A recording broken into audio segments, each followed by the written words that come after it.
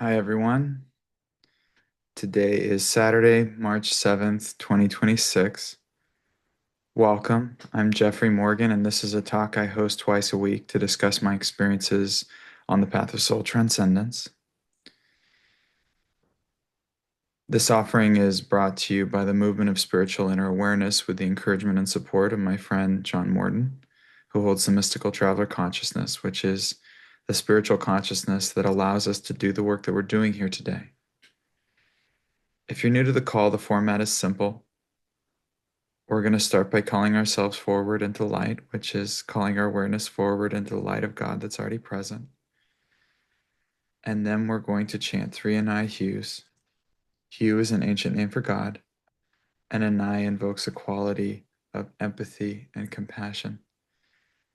Then I'm going to play a video clip from my teacher, John Roger.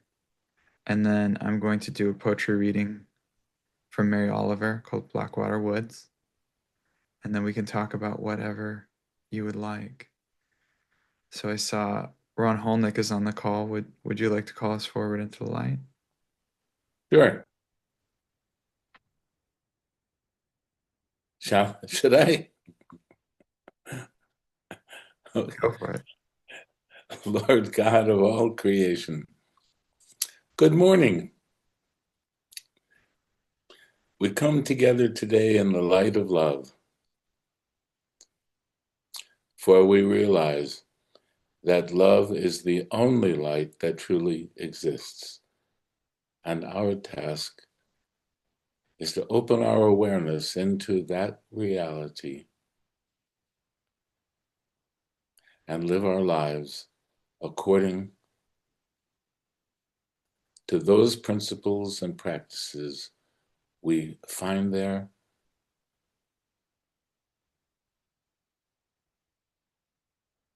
and love, for love is truly all there is. So be it.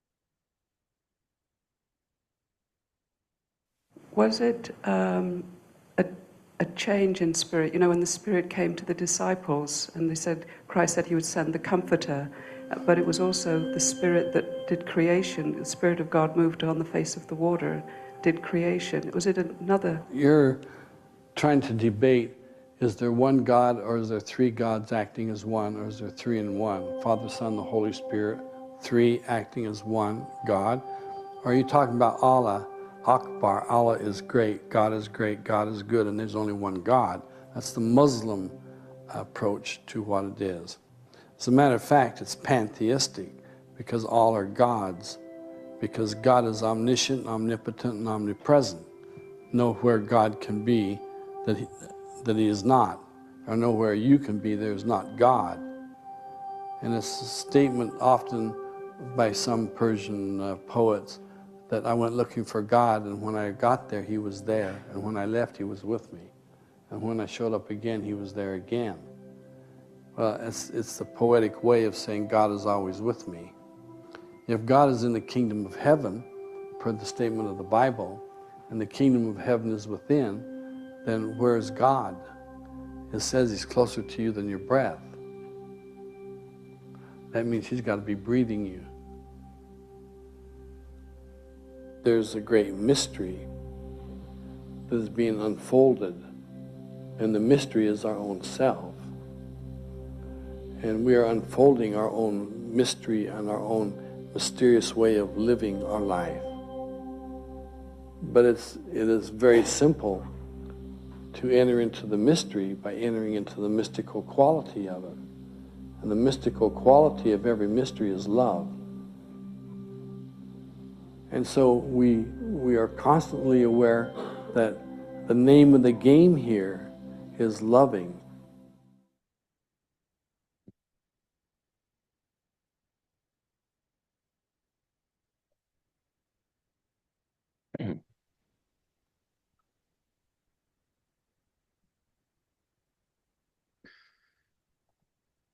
Okay. This is In Blackwater Woods by Mary Oliver. Look, the trees are turning their own bodies into pillars of light, are giving off the rich fragrance of cinnamon and fulfillment. The long tapers of cattails are bursting and floating away over the blue shoulders of the ponds, and every pond, no matter what its name is nameless now. Every year, everything I have ever learned in my lifetime leads back to this. The fires and the black river of loss, whose other side is salvation, whose meaning none of us will ever know. To live in this world, you must be able to do three things: to love what is mortal, to hold it against your bones, knowing your own life depends on it, and when the time comes to let it go, to let it go.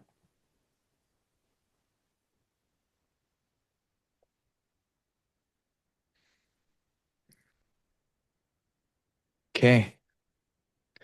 As a reminder, if you're new to the talks or new to Soul Transcendence or new to what we do, I'm going to give you preferential treatment and always try to give you the virtual microphone as quickly as possible. Otherwise, if you have a question or something to share, I would welcome that at this time.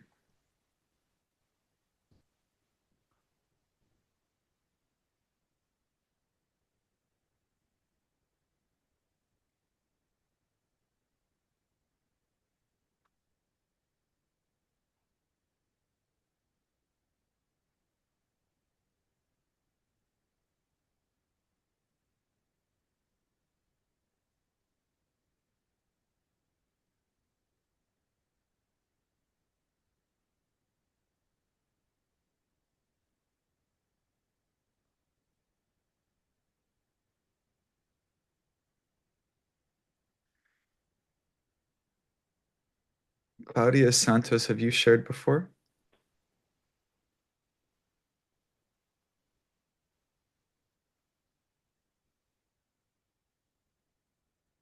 I'm asking you to unmute.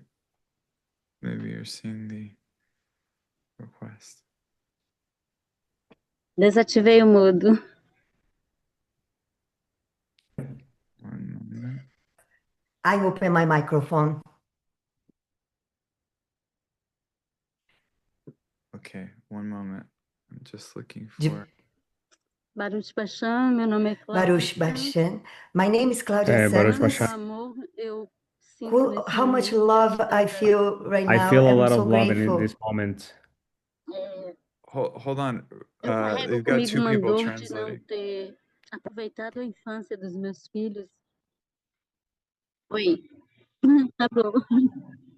One moment. For Portuguese, All let's right. just have one person translating. Can you hear me? Okay. Yeah, I can hear you. Okay, go ahead, Claudia. Go ahead, Claudia. Ok. Meu nome é Muito bem. Cláudia Santos. Meu nome é Cláudia. My name is É Cláudia a primeira vez Santos. que eu estou It's the aqui. first time Eu I'm compartilho here, que sinto muito and amor I'm vindo sharing de because todos I'm vocês. feeling so much Gratidão, love Jeffrey, being por essa here. Thank you so much, oportunidade. Jeffrey, for being here, doing what you E do. Eu And gostaria de ouvir I algo would sobre like uma dor que to hear tem something ficado about muito a no meu question that I coração. have in my heart. Eu I sinto I uma feel dor de não ter a acompanhado a pain infância dos meus to filhos. miss my Eu quero children's agradecer pela childhood, and I viajante, wanna por tudo, thank you MSA, for pelo all the espaço, light I receive que for tem me apoiado muito desde this quando cheguei church, na MSA. which supports me a Gratidão, lot, gente. and I have so much grace about that. Got it. So just to confirm, your question is you feel as though you've missed a lot of your children's childhood? Sim, sim. Yes, that's it. And so in your mind, you judge yourself as having missed out on something, correct? Sim, sim, Yeah. que poderia estar mais When presente. when I would like to be more present. Isso. Got it. So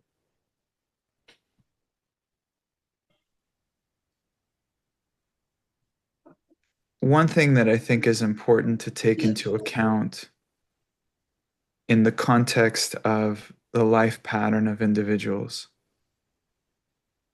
is that things like the way in which you parent and the way in which you appear to your child or the way in which your children appear to you is often driven by karma that you are working out in your life.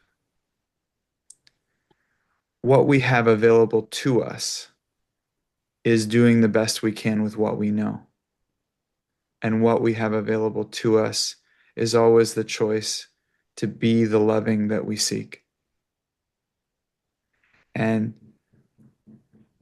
in many cases, well, I'll put it this way, in all cases, there is a specific type of parenting that a child will need, and the parents are very intentionally picked by the soul of the child in order for the child to have the right experience for their upliftment, growth, and learning, and the things that they're supposed to complete karmically. So it's interesting because there's a way in which we may mock up an idea of what we think parenting should look like in our mind. But in reality, what we have available is just doing the best we can with what we know and being loving with the child. And our being absent may actually be what is karmically necessary for the child. If people are honest with themselves, they can always look back and find judgments in terms of the way that they were raised by their parents. They can always look back and think that something should have been done more in accordance with their preferences. But if we are intellectually honest, we must also consider what would have been different if that had been the case. You don't really know if you would have ended up the person that you are now. And the person that you are now is one that has chosen the spiritual path and one that has chosen to be connected spiritually. On a soulic level, the soul of the parents and the soul of the child may have great agreement and loving between them, even as there is great argument in the world between them. On the soulic level, they might say, this is the karma that we have to walk through, and I love you enough to give that to you so that you can learn and grow. Our job, if we are of service, is not always to be liked. And there are some parents who spend most of their relationship with their children in some form of argument or disagreement. And they assume that something is broken in that process. We may seek peace because we prefer peace, and we seek loving because we prefer loving. And we can be loving even in the midst of an argument. But the reality is, karma will be served and people get what they need in terms of lessons and karmic completion to move in their progression on this planet.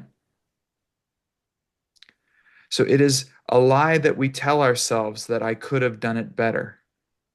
It is a false reality that we create in our mind. What we have available to us is the loving that we choose in this moment.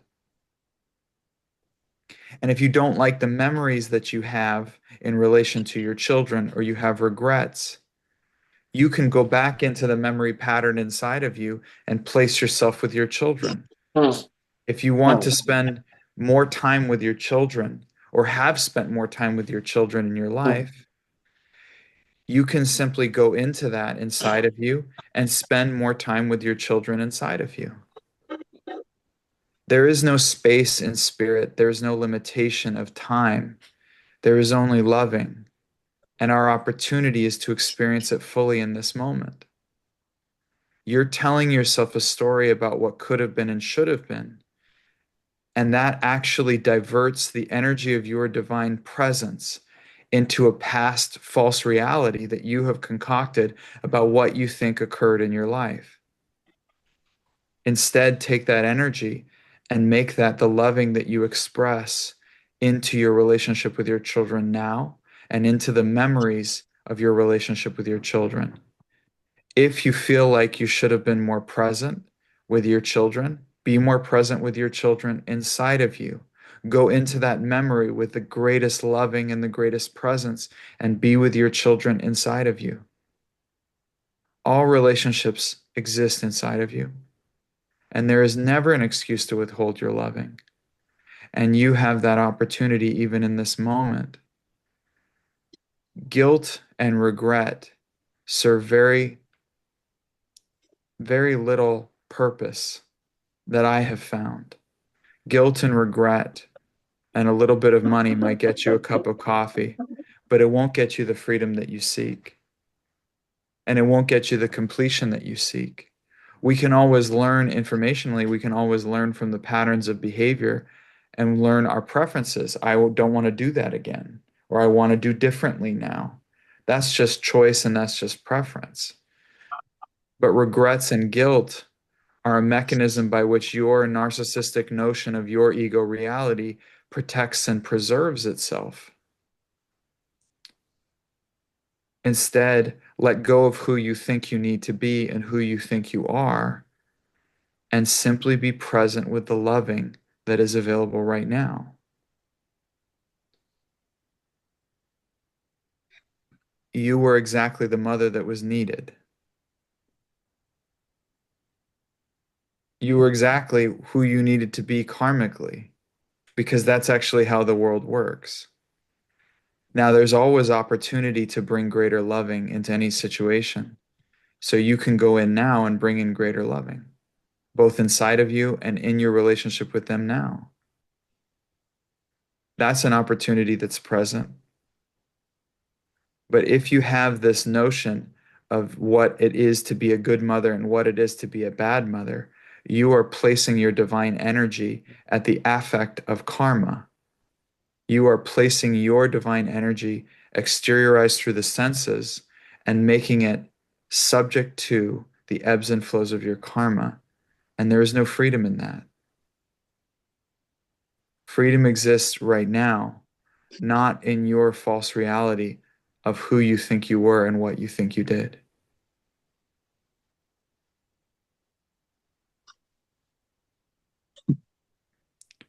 If you can heal this inside of you, if you can go in and heal that relationship with them, go back in time, time travel, be with them in all those moments, do whatever you think you should have done, do it fully inside of you.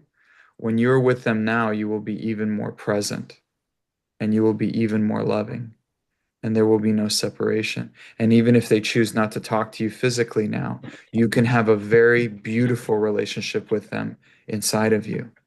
And that's all that ever existed anyway.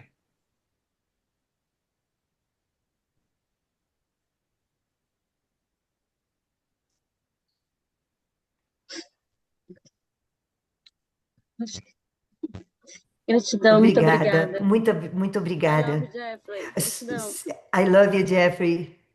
Thank you. God bless you. Thank you.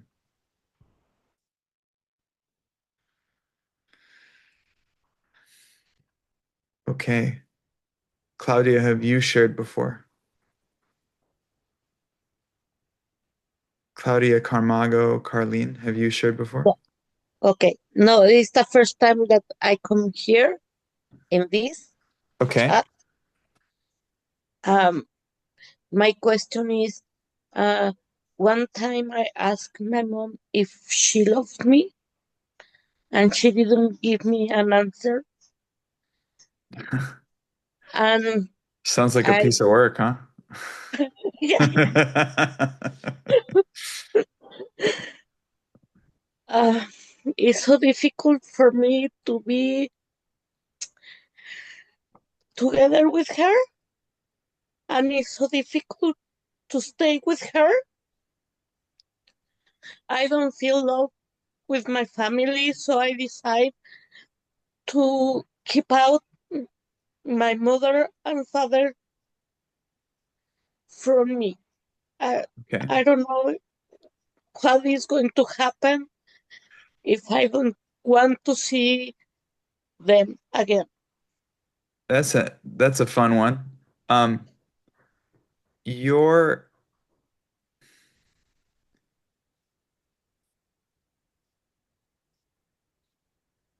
in the process of shutting them out physically, you're actually shutting them in inside of you.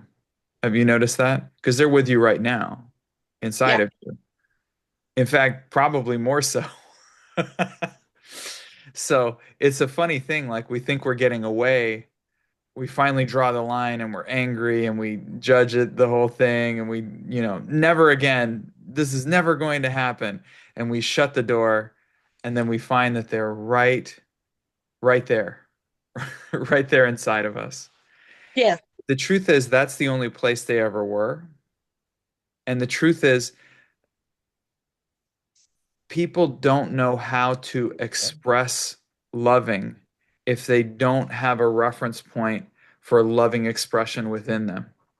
And it may be patterned into them that expressing loving is not okay, given their own upbringing and their own patterning, or that it's very conditional. But again, that has nothing to do with you. And the loving that you seek is something that you are and something that they are.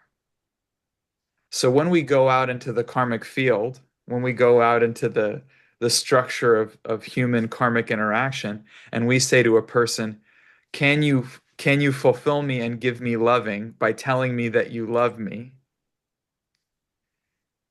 If we look at the system of the karma and you are honest with yourself, you would go, there is no world in which she would just say that in the way that I want her to, because that's not how the karma was set up. That has nothing to do with your value. That has nothing to do with her value. That has nothing to do with right and nothing to do with wrong. That is simply the way that your souls are working karma together. Do you understand what I'm saying? I know it's tough. It's a tough one. It's a tough one. yeah. Okay, let's start at the beginning. Have you ever, you are a soul, we are divine. Let's start with that premise. And what you're doing is having a human experience. So we're not a human with a soul, we're a soul having a human experience. Are you with me so far? Okay, You got that? yeah, How we experience is through a field of causality. And the field of causality is everything from what happens in the world to what happens in your body to what happens in your mind. It's this, therefore this, therefore this, therefore this. Life becomes very predictable, especially if you're an actuary or an astrologer.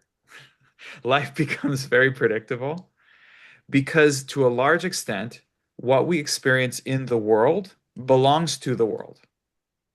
Jesus talked about this. That which is of the flesh is flesh. That which is of the spirit is spirit. Why build your treasures in the world where moths will eat them and build your treasures in the kingdom of heaven? The kingdom of heaven is within.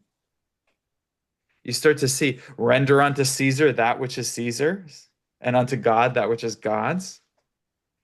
So we as spiritual beings, as soul, are not necessarily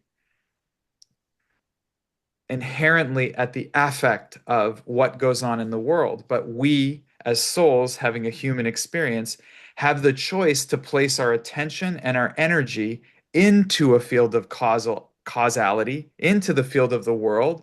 Now I say causality, it's like if you look at the way the world works, it's like step by step by step by step, it's like dominoes, right? And even you can say in an interpersonal relationship, you have an argument with somebody and it's very predictable. You say this, then they say this, then you say it's probably the same argument you've been having since you were a kid, and it goes back in a very predictable way. That's on the interpersonal level, but even physically, we can predict future outcomes because of causality in the world, causal effects. This, therefore this, therefore this. The world works in that field of causality. Your personality is part of that world. That which is of the flesh is flesh. That which is of the spirit is spirit. Your soul is of the spirit. Your mind, to a large extent, is a combination of the flesh, meaning the causal mental field, the mental body, and the animation of the soul through that, the life force going through that and expressing. How you respond to your mind is like, do you place your soulic energy, do you place your divinity at the affect of the mind? You may have a thought that's very negative about your mother, but whether or not that affects you is a choice of whether you place yourself at the affect of that thought. You think things like my mother doesn't love me, right? If you think that in your head and you believe that, you're placing your energy into that, and then all of a sudden you experience what? Contraction, senses of unworthiness. You may even pity yourself. You may try, and one of the benefits might be you could rationalize things that don't work in your life. Oh, well, I'm like this because my mother was screwed up. That's very convenient, by the way. I've used that one. It's really useful. I like it a lot. Are you smiling? I hope you're smiling. Yes. Well, but the truth of the matter is you don't know if that's true. You're defining my mother loves me in a very specific way in a mental construct that doesn't see her for who she is. Who she is pure loving. So how could she possibly not love you? It's ridiculous. What she has is a personality ego construct that is the result of what I said, the world, that which is of the flesh is flesh, that which is in the world. And that ego construct is bumping up against your ego construct because your souls have karma to do this in this lifetime. It's not eternal, it's not real, it's just what you're doing together. It's like a dance. While the music is playing, you're dancing together, and when the music stops, you stop. That's the what I'm saying is it's not a question of right and wrong. Your belief in right and wrong and your reaction to what you perceive or think is real is what creates the suffering. If, sorry, you were going to say something. Yeah, maybe I think that because she wants to control me, everything. See, wait. Do you know that? Do you know that's true? How do Yeah, you know what? You're a mind reader now? You can read her mind? You don't know what eh, she wants. You just know no, that the she does point is, behaviors that, no, the honest thing to say is she has behaviors that I don't like. That's an honest thing to say. But you don't know what she wants. You know what she says. You know what she does. But you don't know what's going on inside of her. And by the way, you don't know what the going on inside of her is coming from. If you could see, she may be greatly tortured inside of herself. This may be the very best that she can do with the karma she's been given. But you don't know. All you know is you have suffering, and that suffering is inside of you. It's not her, it's inside of you. Okay. I'm just bringing in intellectual honesty because we're friends here, so I'm trying to bring in a little perspective. The freedom to me lies in that intellectual honesty. Do you understand? If I claim to know something because I think it in my mind, I am placing the divine energy of my beingness into a thought in my mind. Where you place your focus, there will be your heart. Do you get it? If instead I observe the thought and I hold in the loving and I hold in the forgiveness and I hold in the presence and I listen to that part of me and I love that part of me, Well, that um, I want to ask something. If I um, the other thing is um, if I say something bad to you, s- i- you can say um, something bad to me. and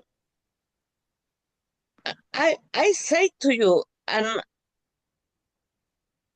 but the point is, you think that I didn't say, and you think that how can I say? Um, I don't know that there's anything. I don't have a bad good thing with what you say. What I heard were assumptions, and what I care about is your freedom. And I just see you having suffering, and I'm offering you a different perspective because I care, because I love you. okay, But I'm not judging you. I don't have a judgment at all. In fact, I look at what you're doing, and I'm really just looking at what I'm doing. I only ever meet parts of myself. So when I'm working with you, I'm just working with a part of me. So thank you. You're really helping me out. that's okay.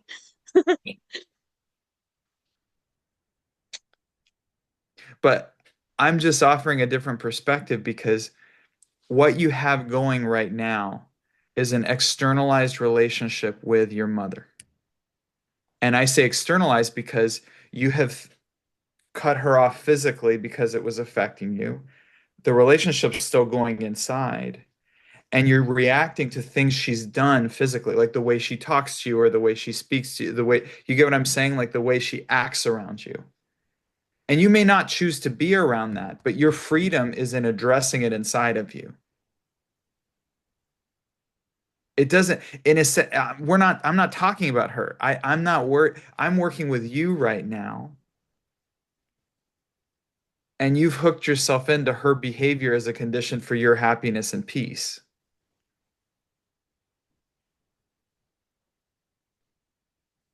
Yeah, that's But there's a little girl inside of you that's really wants to hear your mother say, I love you. Do you feel that? yeah. So tell her you love her. I told her, and it's like Because I love her. I think she's wonderful. No, I'm saying the little girl inside of you, just be with her and love her. the point is, I don't want to see her anymore.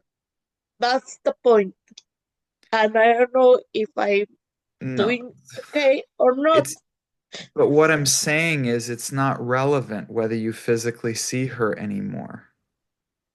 Okay, I think it's great that you're doing a physical action that feels like you protecting yourself.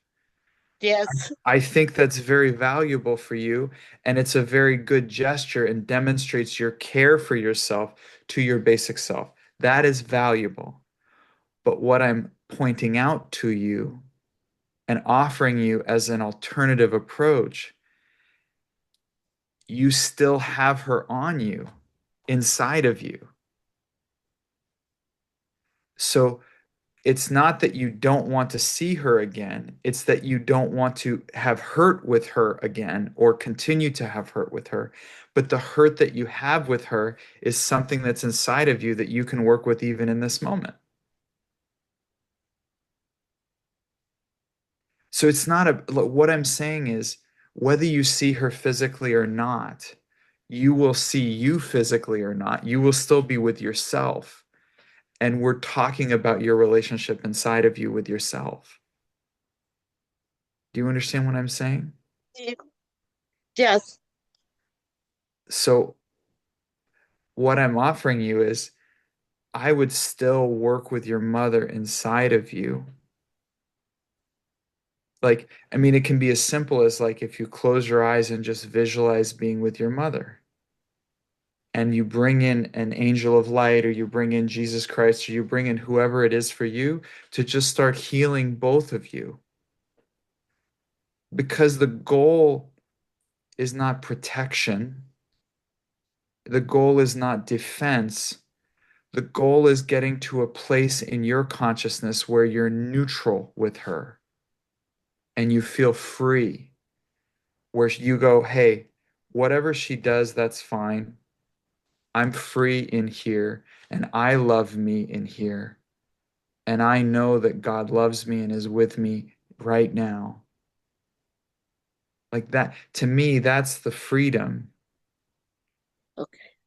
And I think it's very valuable to take a break from somebody if you can't do the loving. It's like if I can't do the loving with somebody and I can't do that relationship in a loving way, it's very healthy for you to take a step back and go, "Hey, I haven't figured this out. I'm going to put a little cocoon around myself and I'm going to just put light around myself and I'm going to find the root of that suffering and I'm going to get to that place of neutrality and unconditional loving." All I'm saying is place your intention on getting to, like right now, your big thing was, I'm not going to let her hurt me again. Okay. Yeah, now I understand. Thank you very much. I feel It's place the intention on unconditional loving and neutrality, where you get to a place where you see her through the eyes of the Christ and you even have compassion for her. I can't imagine a world where it doesn't fill me with joy to say, I love you to my son. What kind of consciousness would it take for somebody to struggle to say, I love you to somebody? Think about that. You are this divine, beautiful being standing right in front of her, God standing right in her presence, and she's not able to say it.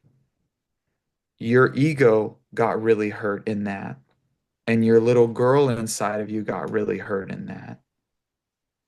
But imagine what must be going on in her consciousness if she's struggling to say that. You have this adversarial dynamic, but once you find that the loving that you sought in her is already within you, you don't need to go to her seeking something she doesn't know how to give. And instead, you can go to her with the overflow of loving that you already have because you already are that. It's it's been called like you fill your own cup. You may, when you find this and you fully heal this inside of you, you may be a great source of healing for her.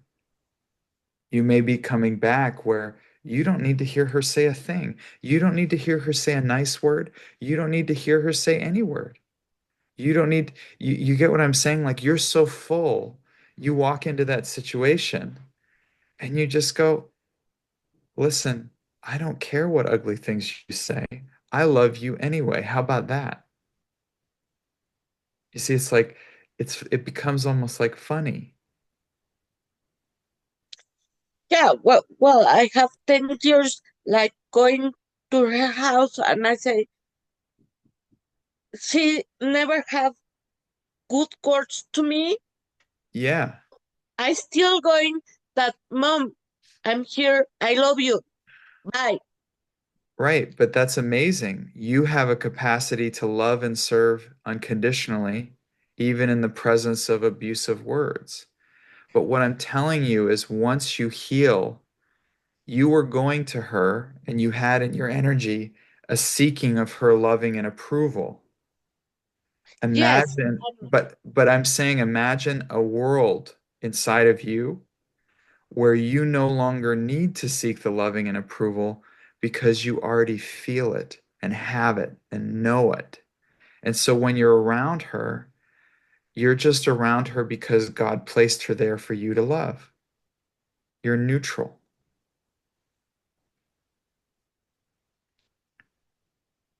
If you keep seeking, because I'm just telling you this because these patterns that we have of seeking approval and loving externally, and I'll raise my hand and say, I had this going 100%. I have and continue to have that approval seeking energy that gets in there. And I'm telling you, if you may shut off a relationship and say, I just keep going to that person and they keep giving me disapproval and I'm not okay with that. And then you're going to recreate that in another relationship. That's not me cursing you. That's just me noticing that when we don't resolve karmic dynamics, they tend to reproduce. I don't know if you've noticed that. If we don't learn the lesson, it tends to be brought to us again so we can learn the lesson. So, what I'm saying is the freedom is not the ego position of I'm right, you're wrong, I'm tired of this, I draw the line. It's actually learning the lesson, which is everything that I seek outside is already available inside if I would just clear the blocks to that experience. So Okay. what I'm suggesting or inviting you to do is be audacious and actually place the intention on getting to a place where you are so full of loving that you are in love with her and it does not matter what she does. She can say whatever she wants. It's like she's speaking into a field, an ocean of great love and mercy. And it's like, did you ever hear about the Buddha, how he sat under the Bodhi tree? And the story goes that all these demons were throwing arrows at him, like weapons. And as they came close, they were transformed into lotus blossoms and lotus petals. Do you see what I'm saying? So if you come to her in this field of unconditional loving, there's absolutely nothing her words can attach to. Look, I'm Yeah, telling you, I'm just, I could have in our conversation just comforted you and said that you were righteous and justified in doing what you did. Because, hey, there are assholes in the world, and that's just how the world works. And I do not have a judgment of you in doing that. I think it was probably a very smart decision if you don't know how to go see her in a way that serves you. And I could have just encouraged your ego in that process, but I know that you're capable of more. I know that you're capable of really stepping into that Christ manifestation within you.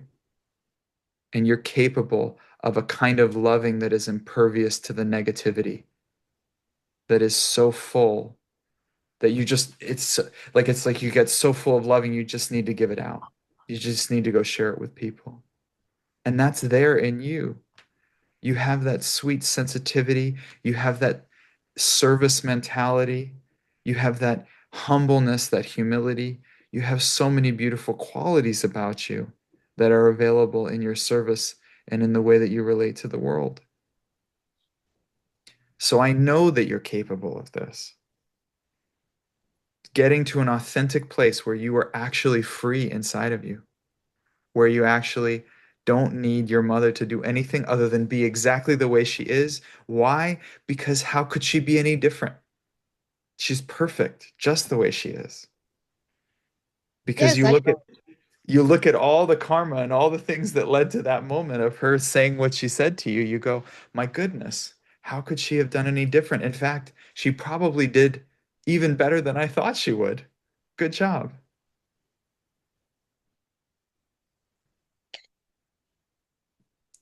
I'm sorry. I've been difficult with you, haven't I? That's okay. Well, I just think you're worth it.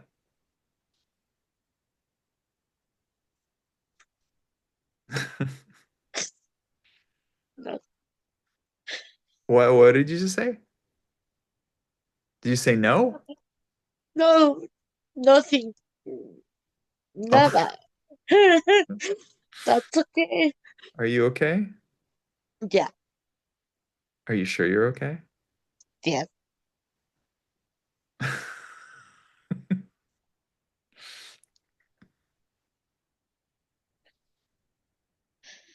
Thank you very much. Is there anything else I can do to support you? No, no, thank you. Okay, good. Thank you for sharing. That was very courageous of you. Thank you very much.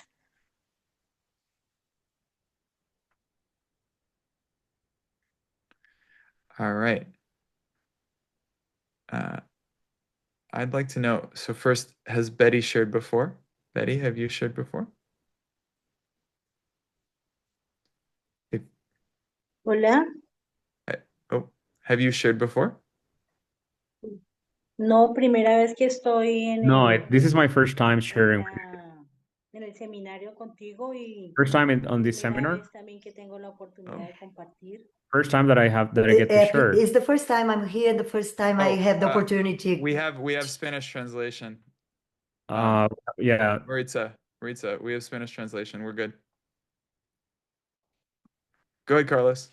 yeah. This is my first time sharing with you and my first time on this gathering.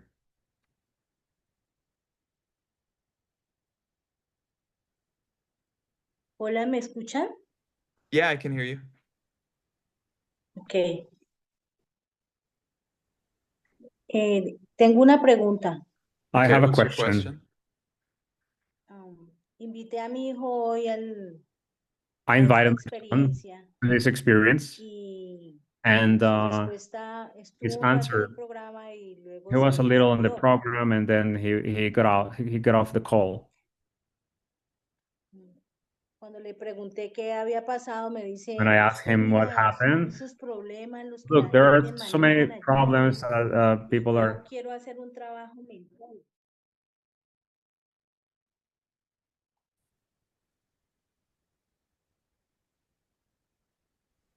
Carlos? Yeah, so she was asking that her son thought that many people here had troubles and he didn't want to spend ¿Ya? time, on a troublesome field. Carlos, you have to put your turn your language to English in the bar.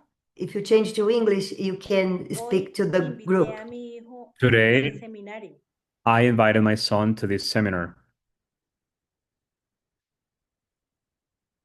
Se sale del He got off seminario the call, cuando le pregunto qué pasó. and when I asked him what happened, Él me dice, he said to son me, muchos problemas negativos, la too much mente, negativity y yo quiero on the hacer sí un mind, trabajo, pero and I would la like to do parte the work, mental, but pero trabajar la mente en lo positivo. I'd like to work on the mind when it's positive. No entiendo I do not cómo tú que understand has how, avanzado en esa since you have parte, been me devuelvas de esa transcending manera. this place, I mean, you'd like to go back to that place of negativity. Jeffrey, do you want me to translate? Me dejó pensando, tengo que decirte, me And dejó pensando it got me thinking. y en realidad creo que And in truth, sí aprendo a través de las circunstancias de otros, I do de otras learn through personas que están a mi circumstances alrededor. from people around me. Pero no supe explicárselo, no But I supe didn't know how ir to más explain that allá to y him. I didn't know how to get, me molesté. better at that. I got frustrated.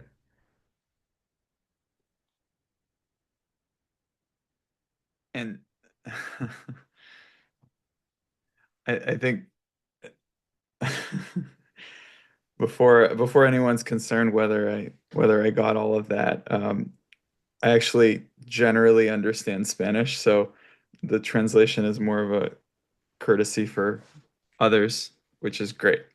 So if Maritza was worried whether I Gracias. okay. So the so firstly, I'd say there's 2 points. One,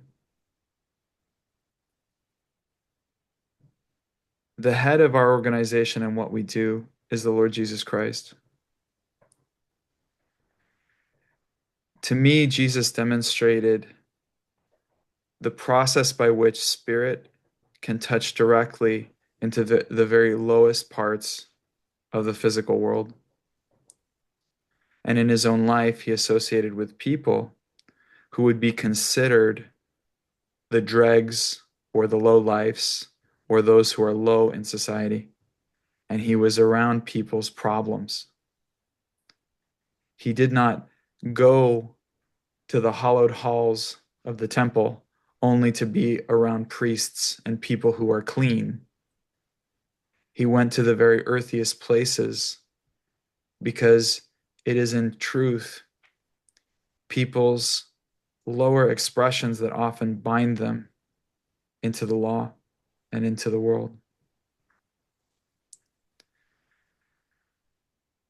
I want to be as close to that consciousness, and that consciousness goes to those who need to be comforted. I would also say, as I said in the previous conversation, what's going on this call is a spiritual process of bringing awareness to those places that are not aware. If your son was triggered by what he saw, it is very likely that there is a part of him that needed that awareness and a part of him that needs work. Staying in the positive expression of the mind and forcing oneself into the positive expression of the mind is itself a trap. Krishna said in the Bhagavad Gita, good deeds and bad deeds are just gold and iron fetters. When we are in the game of purification of the mind, or purification or spiritual, what does spiritual look like? And we're playing really the game of good, bad. We're just in the positive expression of the magnetic realm. We're just in the positive expression of karma. And it's still a trap. Freedom does not come from good or bad, it comes from transcendence. And transcendence comes from remembering who we are by connecting to the sound current of God.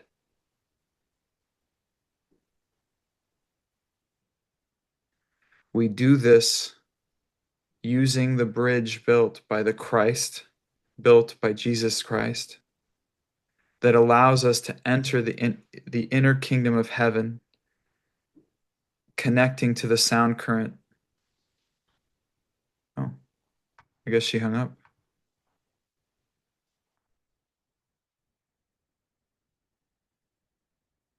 Carlos, is she gone?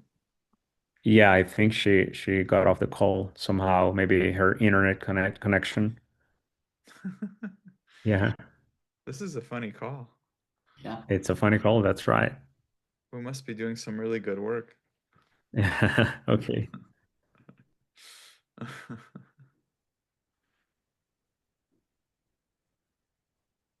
Let's give her 1 second.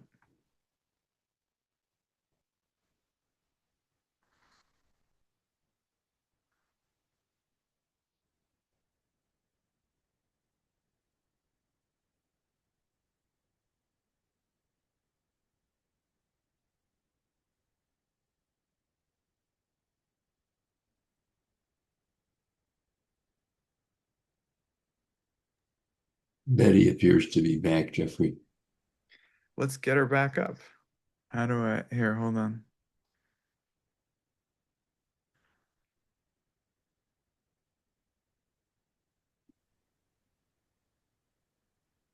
Tuve problemas con el internet.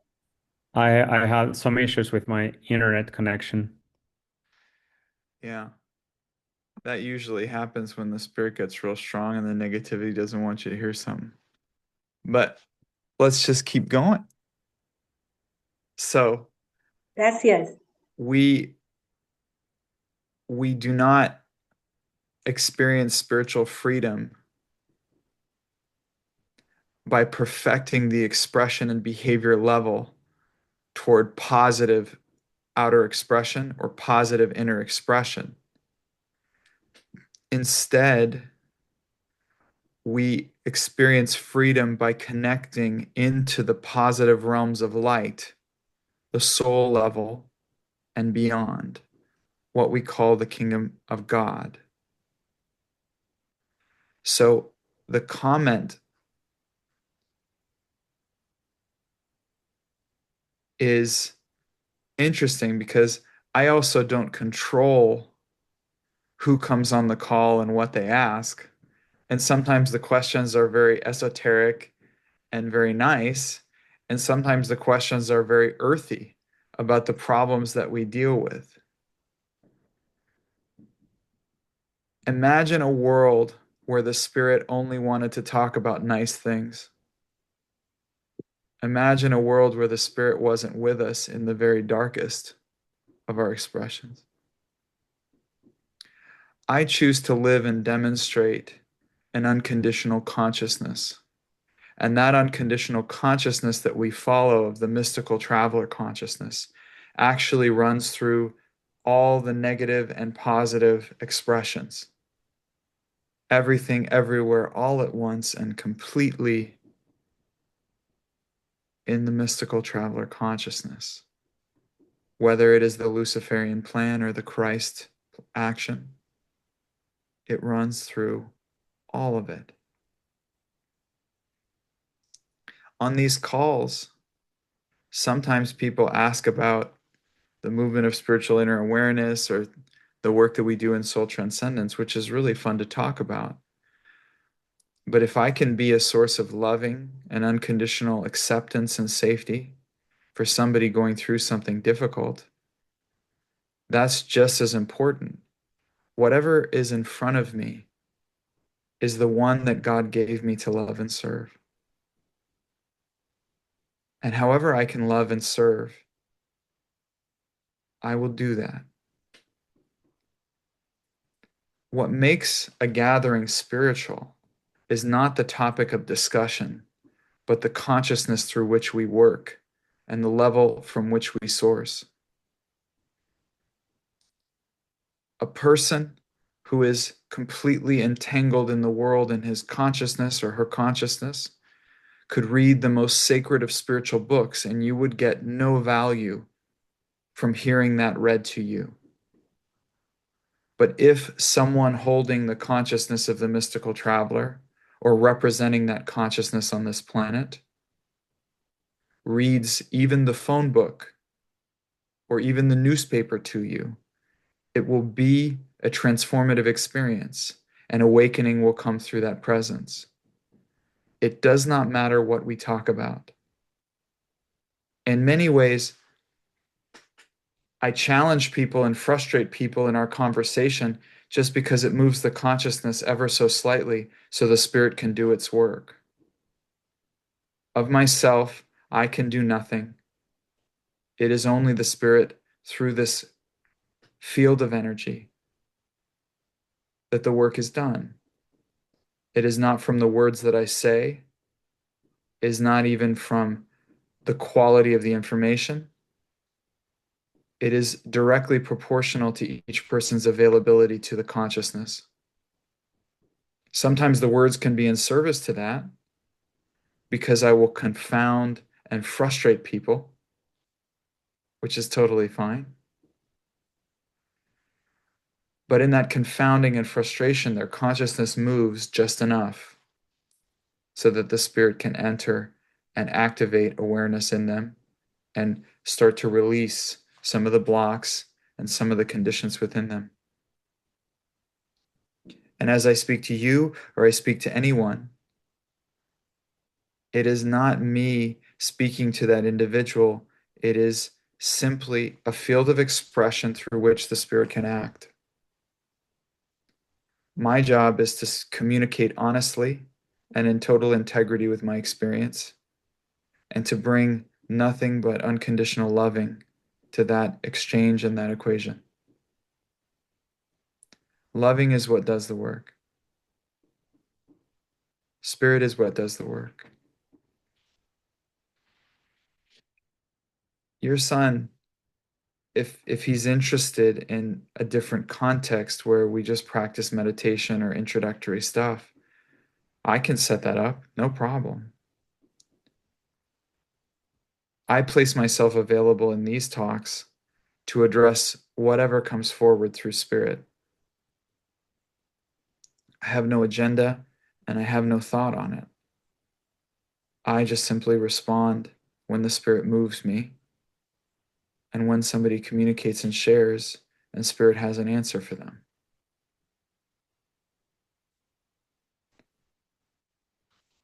But that is, for me, that process of being of service unconditionally. And for your son, it doesn't matter whether he liked the conversation or not. I know that his consciousness, some part of him was activated and disturbed through contact with this field of energy. He doesn't need to come to these talks. Once that is activated, there is a conversation between that which is infinite in him and that which is awakening to that.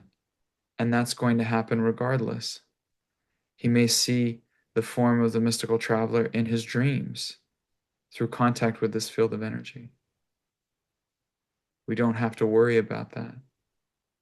And you don't have to worry about his soul, because not one soul will be lost. How could God lose a part of itself? There is only God. God is totality.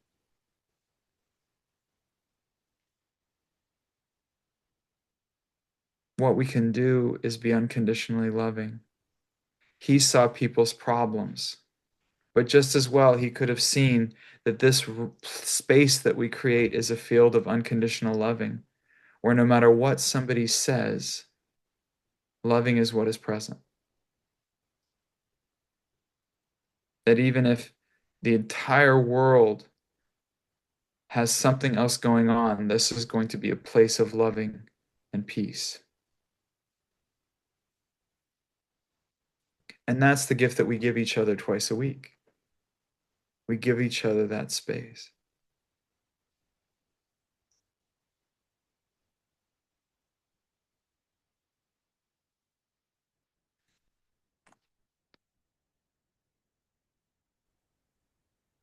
Did you have anything else on that?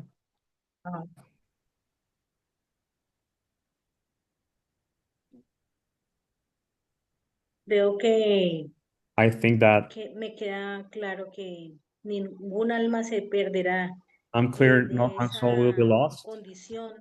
And that condition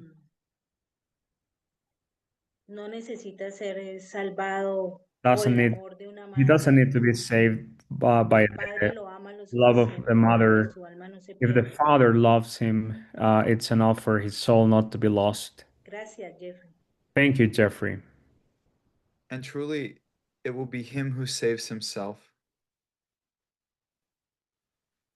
When he chooses to pursue truth at the cost of everything, no matter what, he must know the greatest truth. When he places that yearning before him, he will never be denied. But he has to choose. He has to say, even if my ego doesn't like this, he has to get to a place where he chooses it in a deep level inside of him where it says, I need to know the truth. I must know the truth. And the truth will set him free. And it is through that yearning, that choosing to turn inward and to seek the highest truth available, the Christ makes it so that that cannot be denied, that we start to awaken at that moment. And all of a sudden, it's as if every atom of this universe starts to conspire for our liberation. We still we're still tested. We're still challenged because there is a right of the negative power to test us in this process. But there is such a freedom on the inner level that is opened up through that activation. All he needs to do is choose it. It's not about whether he feels comfortable in a crowd. It's about whether he wants the truth more than his next breath.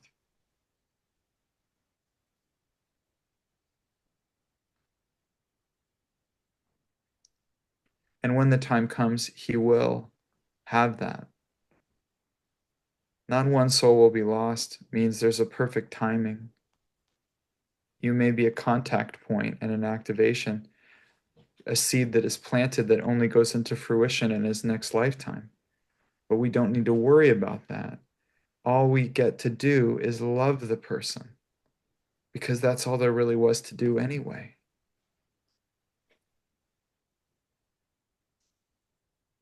The most important thing we can do at any given moment, if we have to do anything, is to love the one in front of us.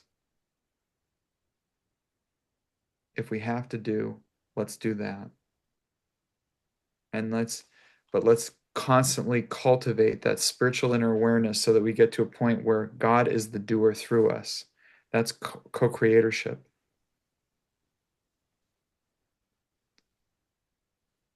Where we are no longer separate from divine will in our consciousness. And every step of our journey is taken in direct partnership with the Lord. But until that time, loving and service are probably the safest approaches in our life. When in doubt, love the one in front of you. When in doubt, serve the one in front of you. Or when in doubt, don't do. If you get a sense that there's something, but that's a loving action too.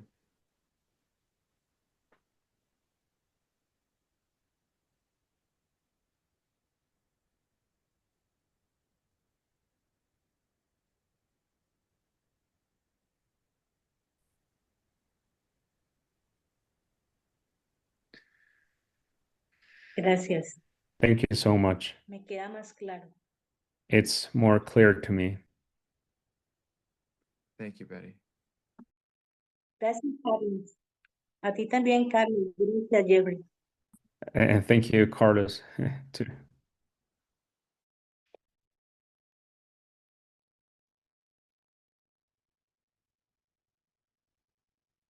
And let's just place our loving and our gratitude towards the translators who support the call as well. All your volunteering and the way that you make this available to more people. So thank you for that. And light to all the parts of us that may have perfection going in our karma around how the translation needs to be. Let's send light to that too.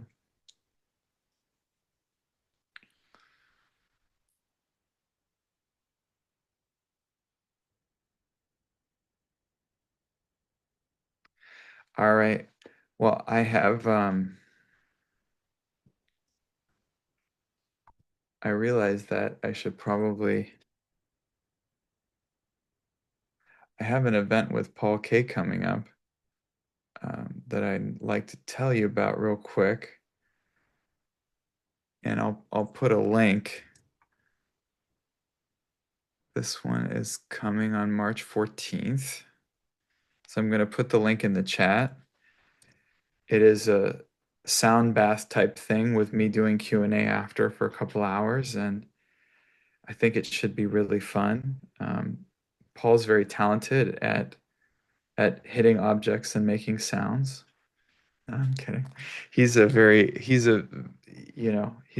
talented and very artistic sound bath facilitator, and he really brings in a lot of the information level that's very cool. So if you feel inspired to join either online or physically, if you're in LA, it'll be at Peace Awareness Labyrinth and Gardens, Prana. So I just put the link in there, and if you're feeling inspired, please sign up. I think we have a lot of space left, and we want to have enough space to justify doing it. So if you do want to join, that is available to you. And if not, no problem. I'll see you on Tuesday. God bless you all. I love you. Peace be still. The blessings already are.